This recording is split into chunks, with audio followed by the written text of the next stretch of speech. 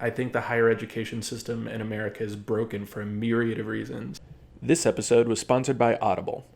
Audible is the leading platform for audiobooks with a massive variety of choices. I personally use Audible every time I travel or just have a bit of downtime. A book I've been listening to recently is Michael Pillsbury's The 100-Year Marathon, China's Secret Strategy to Replace America as the Global Superpower. I'm going to leave a link in the description for the audiobook, as well as a link to sign up for a 7-day free trial to Audible. Well, it's about time I did this video. I guess this is going to be the first Q&A that I do, and I'm going to kind of do it a little bit differently from what I planned, just because some of the questions that I got were a little bit longer form, and I also want to give other people the opportunity to send other questions in, kind of based on the format that I'm using. So I'm only going to do one question, at least for this video. But today's question comes from, I've got notes for this one, Looking for Limbs on Twitter. He gave a really good question that honestly I've answered a couple of times before, but I've never done it in long form. Should you go to college for information security? This video is supposed to be for information and opinion purpose only. Don't take it as like holy writ. I'm going to kind of give my opinion on things and observe the opinion of a lot of other people. I'm not the all-knowing, all-seeing, information security celebrity. My opinions on college. I've got a bachelor's in computer science and a bachelor's in Mandarin Chinese. And I'm going to kind of use those as examples to discuss information security in particular. Right now, information security obviously is growing massively, and as such, they're trying to fill the education gap. If you've talked to a lot of people who have been in the industry a lot longer, you see that a lot of them didn't necessarily get degrees, or they didn't get prestigious degrees, and some of them are suffering from that, and some of them are, some of the top minds in our field. But right now, because they're trying to fill the skills gap, there's kind of this push for education in cybersecurity, and they're doing it via formal means in like bachelor's and master's and even doctorate programs for computer science and information security and cybersecurity and all these other different niches. And they're also doing it with certs. I'll talk a little bit about both, but I'll kind of try to focus it more on the college side since that's what the question was asked about. So college, I got a general computer science degree. The only cybersecurity education, if you can even call it that I had formally was a class that I took that was actually an elective, and it was only offered once every 2 to 3 years. And it was taught by a system administrator who had been in the field for a long time and knew his stuff. We did a sort of form of CTF towards the end of the class, and I didn't learn that much from it. This was my junior year. I can honestly say that most of my cybersecurity journey, especially early on, was very much self-taught, and it still is self-taught. You can't really expect even the more prestigious, but for me it was 99% self-taught. And, it still is. Every day I wake up and at least hope that I learn something new by the end of the day. With that being said, I'm not going to completely discount degrees, and there are two reasons behind that. One, a formal learning program is always valuable. Let me take it from the perspective of Mandarin Chinese. I could have learned Chinese let's just call it the hard way, and spent, a year and a half in China, and started from zero and bought some books and learned on the street. And, I probably could have come out of it with some pretty good fluency. It wouldn't have been great though, and it would have been incredibly difficult and costly. And that, in my opinion, is where formal education programs like a bachelor's or an associate's or a master's degree is valuable. They have a time-proven way to teach people these skills that has kind of, they've mastered the way that they teach people through most of these programs. There are exceptions to the rule where those degrees are completely pointless, and there are exceptions to the rule where those degrees are incredibly valuable. But in general, a formal education process is going to be incredibly helpful. Now let's look at it from a cost-benefit analysis side. I went to college in-state at a relatively cheap college, and I'm still not drowning, but I still have a ton of student loans. I know a lot of people who went out of state or went to some of the higher up schools and didn't get any help, whether that be in the form of scholarships or anything else, and they either had to work their way through college or they are going to be drowning in student loans for the foreseeable future. That's the unfortunate reality of higher education in America and in a lot of other places. So if you look at the degree programs in general, you have to look at them from the perspective of how much am I going to be able to benefit from this degree and how necessary is it. There are a couple of financial YouTubers that I'll tag here, one of which is Graham Stephan, and he talked about how he went into real estate investment without a college degree, and he looked back on it and didn't have any regrets. He wouldn't have been able to make money as quickly as he did, and he probably wouldn't have been able to make as much money if he had just shoehorned himself into some career that he didn't want to do. That doesn't really work for information security because of reason number two. Reason number two is getting past the HR wall. There are exceptions to what I'm about to say of people who didn't get a degree and they're doing incredible things for a super huge amount of money, and they are absolutely the exceptions to the rule, and I wish I were them.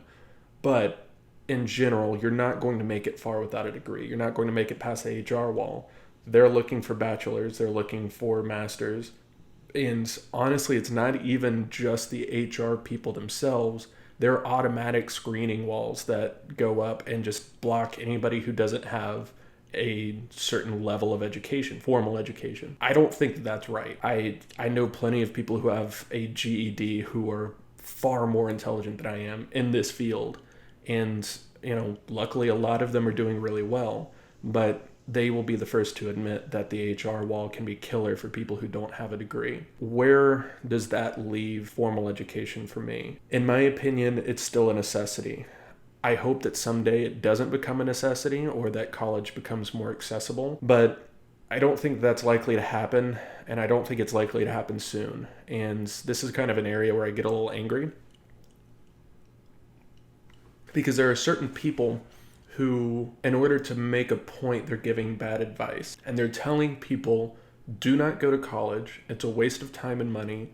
Go to a coding boot camp or get a cert and you'll be fine. That leads me to certs. I've kind of made a habit of bitching a lot about certs on Twitter, especially.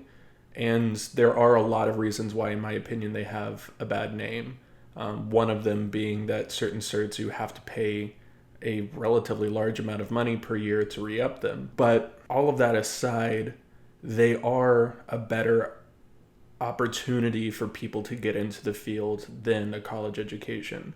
Right now, I'll tag the playlist, but you've probably seen my OSCP vlog series. In that series, I'm doing a 3-month program, a 9-week program that cost my workplace a total of, I want to say like $1,200. I'll correct that if I've got that wrong. But it cost a fraction of what my college education did. We're talking like less than one semester's worth of tuition.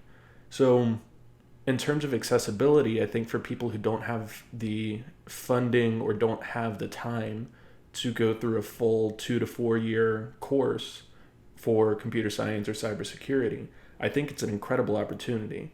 For the people who kind of just have the money sitting around or feel like they can save up for it, certs are a good opportunity to see if this is a place that you want to be. You don't want to dedicate yourself to a 4-year program, get to the end of that, have tens of thousands of dollars of student loans, and find out that cybersecurity isn't for you. You can kind of do that with certs. If you take a lower level cert and drop a couple $100 on it, worst case scenario, you find out that's not what you want to do, and you've dropped a couple $100 that you won't be able to get back. But in the grand scheme of things, I think, certs are a better opportunity for people to access information security, for people to learn information security from the practical side instead of the primarily theoretical side that formal education and college gives you. And just in general, I think most of the learning material is on par with current information security methodology. When people complain about the OSCP being behind, it's like maybe a year or two behind. My computer science coursework was years and years and years behind the curve in terms of the learning material that they were using, in terms of the things that they were teaching and the methodologies. I still think that certs are by far the better option. But I'm not going to say, ditch college and go, get 4 certs and have a bunch of alphabet in front of your name on LinkedIn, because you're not going to be able to get a job. You're still not going to be able to jump the HR wall, and you'll probably land yourself a decent job, but you'll pretty much be hamstrung until you do go back and get that bachelor's degree. All of that is the reality and the practicality. In my opinion, I hope this changes. I think the higher education system in America is broken for a myriad of reasons, but especially for information security, which is so practical and so hands-on, there's so many opportunities for a better education system to spring up in the form of certs or in the form of coding boot camps or in the form of just about anything else other than college. And I really hope that eventually springs up and overtakes higher education. Whether that's going to happen, I don't know. I don't think it's going to happen in the short term. So to serve as a TLDR of my thoughts on it, go to college. I hate that I have to give that advice because I wish that I didn't have to, but you're just not going to be able to hop those HR walls. Definitely focus on learning how to learn, learning how to teach yourself, and use the benefits of a formal education system, the ways that they teach you to learn, and the access that you get to professors and researchers to boost yourself up and make the most out of a very expensive educational opportunity. And focus on certs along the way too, because that's where you're going to learn the most modern and the most practical knowledge. That about sums it up. The support for a lot of the videos that I've seen has been awesome. I mean, I'm lazy with my content right now because I've been moving. Obviously, you can see, my surroundings have changed quite a bit. I'm finally in my new house, and that's kind of pushed back a lot of my my upload schedules. So, I meant for this to be the celebration of 250 subscribers, and this is going out long after I broke 350. So the support has been awesome. You guys make sure that you check out my Twitter. That's where I post all the updates and ask for questions for the Q&A. If you have any questions, obviously this is going to be an ongoing thing, so leave them in the comment section. I'll also leave a link to my Patreon page where you can leave questions along with a very small donation there, or you can ask on Twitter. The Twitter and YouTube comments are obviously free, so feel free to leave any questions that you want to ask for me to cover in any of those mediums. Thank you guys for the support, and take it easy.